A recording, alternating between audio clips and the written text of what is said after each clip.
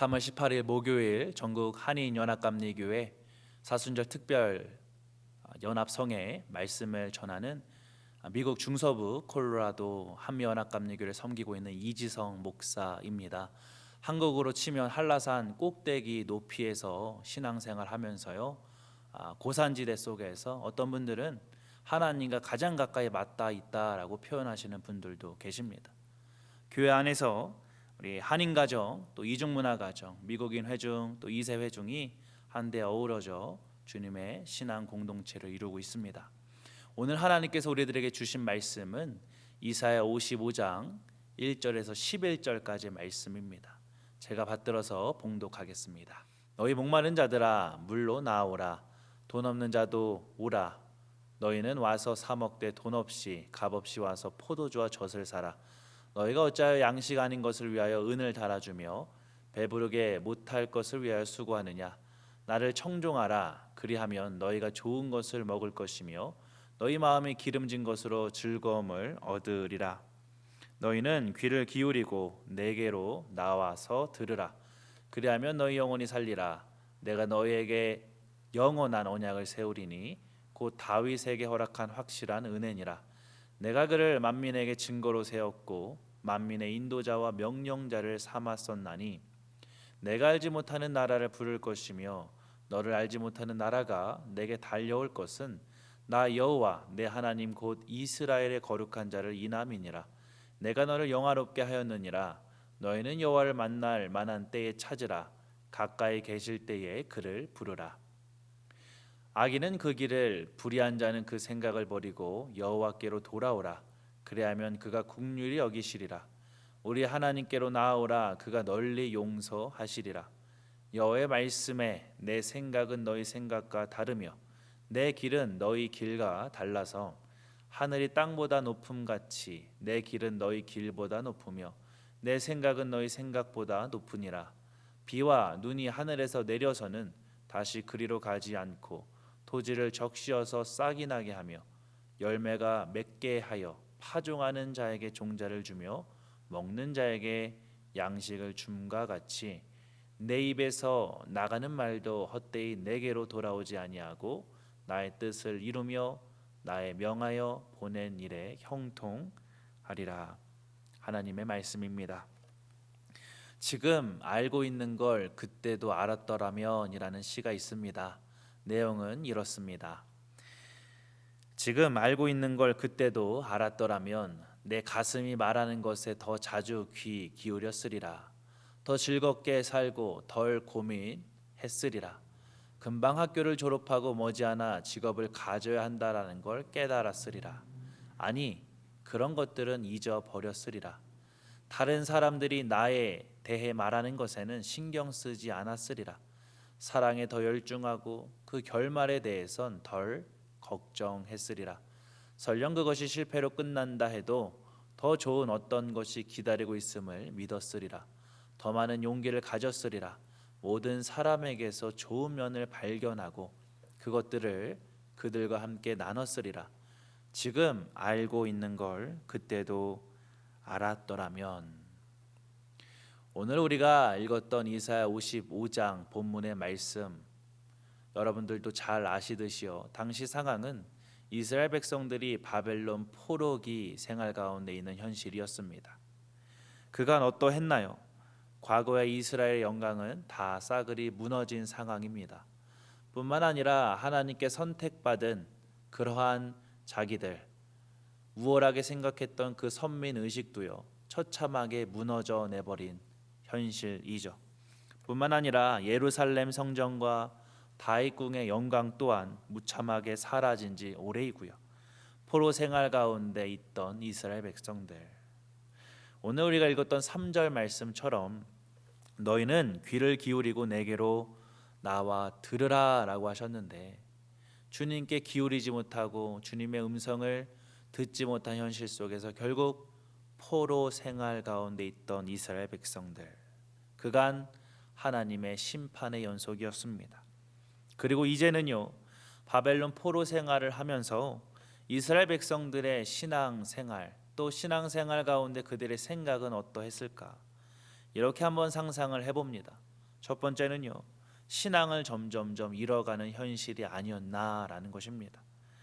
하나님의 무능력을 생각해 보고요, 또 하나님의 자녀라고 얘기하셔놓고 왜 우리들의 상황을 이렇게까지 몰아가시나라고 생각해 볼 수도 있었겠죠. 하나님도 어쩔 수 없구나, 아니 하나님이 안 계시는 것 아니야, 이러한 신앙의 안일함, 또 신앙이 무너짐, 또 신앙을 잃어버리는 현실이라는 것입니다. 두 번째로요, 세상의 길로 더 빠져버리는 현실임을 생각해 볼 수 있는 것이죠.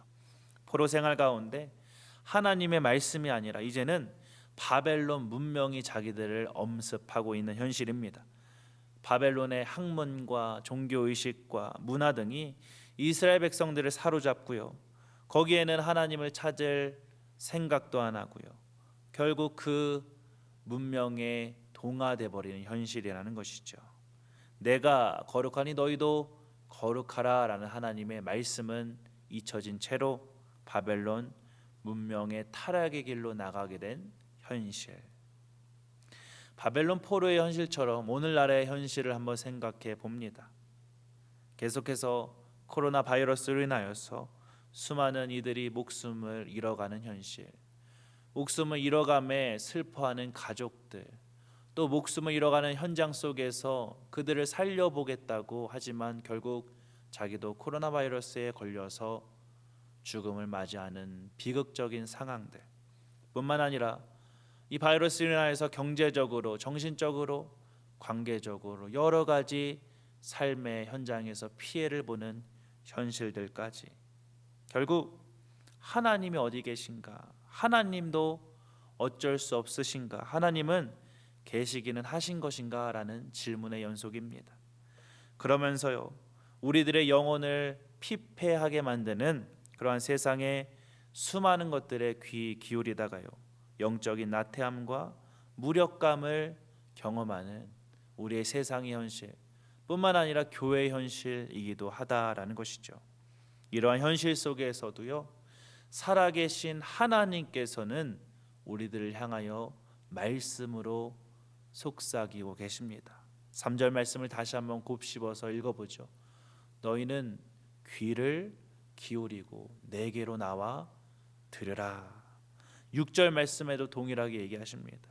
너희는 여호와를 만날 만한 때에 찾으라. 가까이 계실 때에 그를 부르라. 왜 주님께 귀 기울이고요, 주님께 나가서 주님을 찾고 주님을 불러야 하는가? 첫 번째는요, 그래야 우리의 영혼이 살기 때문입니다. 3절 말씀을 다시 한번 곱씹어 읽어보겠습니다. 너희는 귀를 기울이고 내게로 나와 들으라.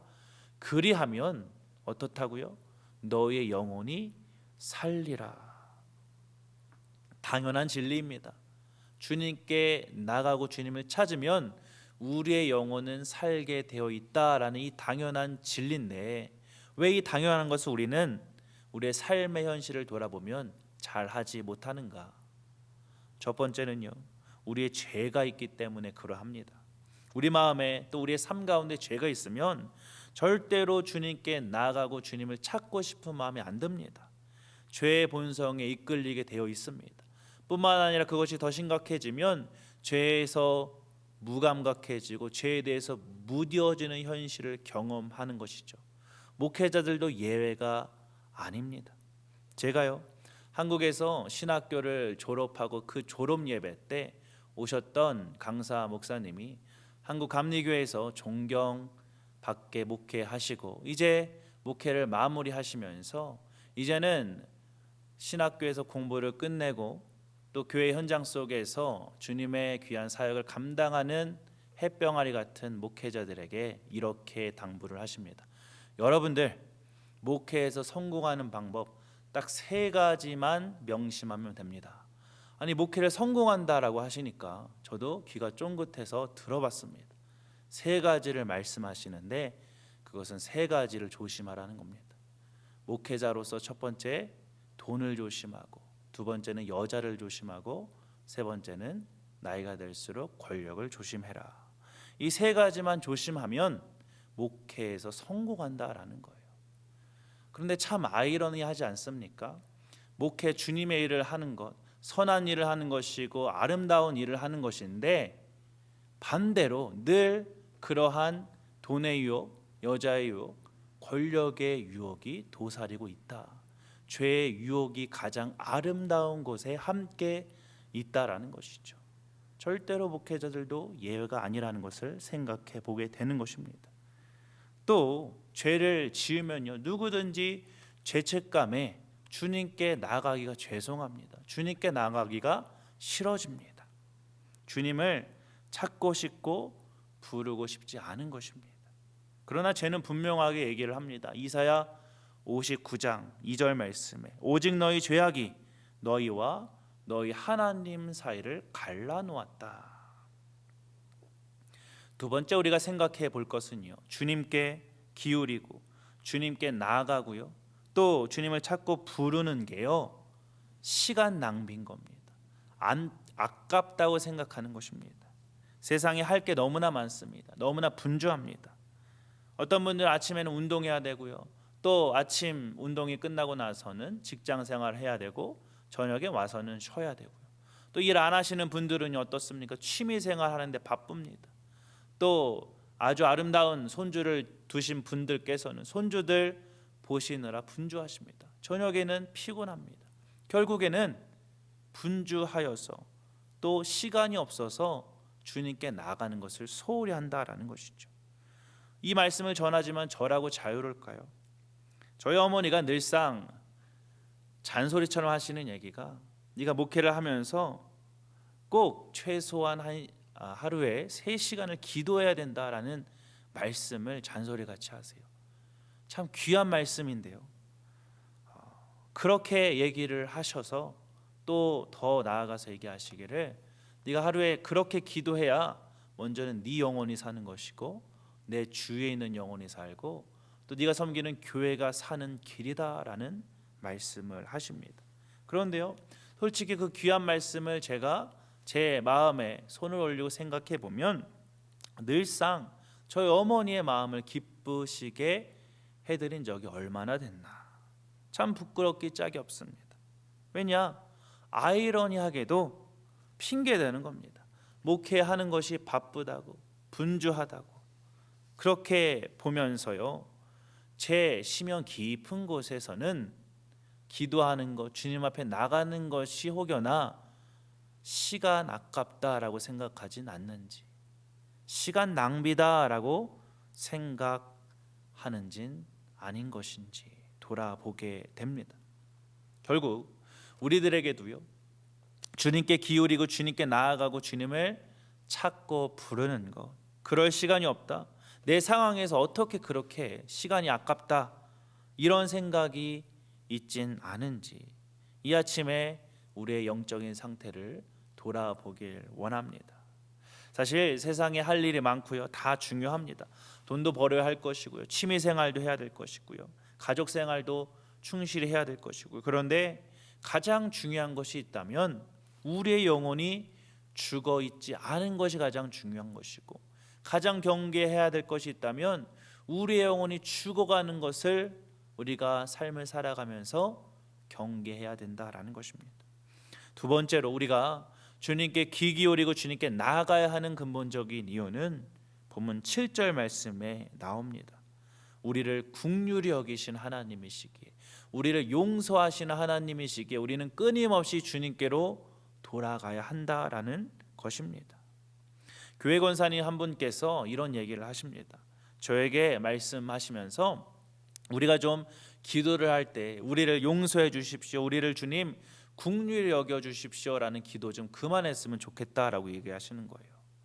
그래서 그 권사님의 의도를 참 들어보니까 하나님 앞에 이왕 예수님 믿는 거, 그리스도인으로서 떳떳하게 죄 안 지면서 좀 살아보면서 주님 저 이렇게 했어요, 잘했죠, 주님께 칭찬을 받는 그러한 삶의 모습을 한번 살아보자라는 그러한 영적인 도전이셨어요. 아니 그 말을 듣는데 저 개인적으로 너무나 풀이 죽었습니다. 그러면서 그 권사님 참 멋지시다라고 생각을 했습니다. 그리고 일주일이 지났습니다. 주일 대표 기도가 그 권사님 기도 순서셨어요.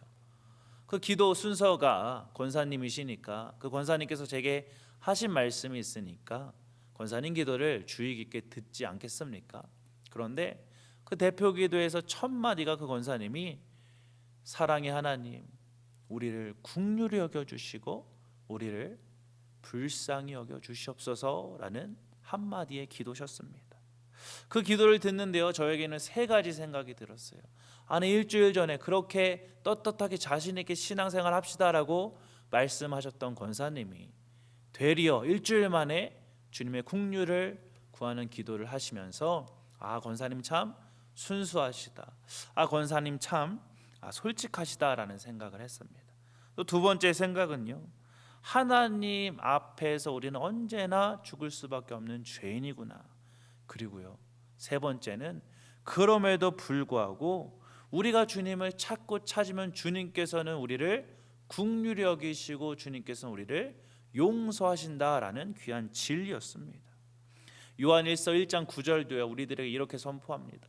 만일 우리가 우리 죄를 자백하면 저는 미쁘시고 의로우사 우리 죄를 사하시며 모든 불의에서 우리를 깨끗하게 하시는 주님이시다. 오늘 주님께서 우리에게 주신 말씀을 정리합니다. 팬데믹의 현실 속에서 얼마나 힘드십니까? 그런데 절망도 유효기간이 있습니다라는 말이 있더라고요. 여러분, 주님 안에서 우리가 힘내길 원합니다.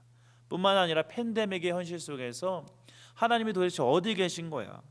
하나님도 어쩔 수 없으신가? 하나님이 너무나 무능력하신 거 아니야? 뿐만 아니라 우리의 영혼의 나태함과 우리의 영혼의 분주함과 또 무력감 속에서 주님은요, 오늘 우리들에게 말씀으로 속삭이신다라는 것이죠. 귀를 기울이고 내게로 나와서 들으라. 첫 번째는 그래야 우리의 영혼이 살게 된다. 두 번째는요, 그렇게 해서 다시 한번 주님의 긍휼하심과 주님의 용서하심을 재확증하라 하시는 것이죠. 여러분, 오늘 주님께서 우리들에게 속삭이시는 말씀, 이제는 알게 되었습니다. 이제 알게 되면 그때 알면 좋았을 걸 후회하고 계시진 않습니까? 그러나 지금부터 잘하면 됩니다. 주님께서는요, 우리들에게 주님 말씀에 귀를 기울이라고 하십니다. 주님께 나와서 들으라고 하십니다. 이 귀한 주님의 말씀에 속삭임에 오늘 하루 도전하기는 주님의 말씀이 삶 가운데 실천이 되는 역사가 있기를 주님의 이름으로 간절히